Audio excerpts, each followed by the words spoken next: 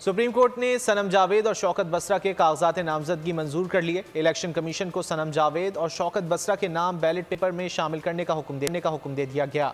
अदालत ने कहा, उम्मीदवार का ज्वाइंट अकाउंट क्यों कबूल नहीं किया गया, रिटर्निंग अफसर ने क्यों 3 बजे के बाद नए अकाउंट के कागजात वसूल नहीं किए। सुप्रीम कोर्ट ने NA49 अटक से ताहिर सादिक को भी इंतखाबात लड़ने की इजाज़त दे दी। खुशाब से आज़ाद उम्मीदवार उमर असलम की अपील भी मंजूर हो गई।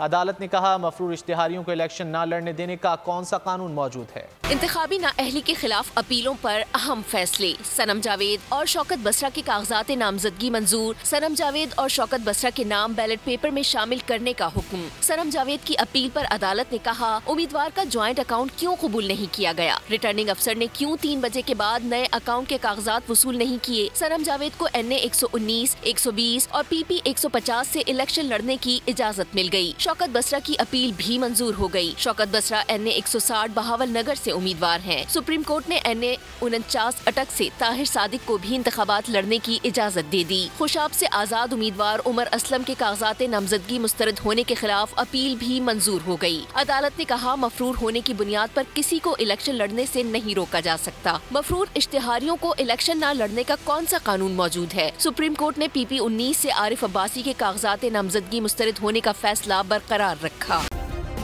सब्सक्राइब करें और बेल दबाएं ताकि कोई खबर रह न जाए।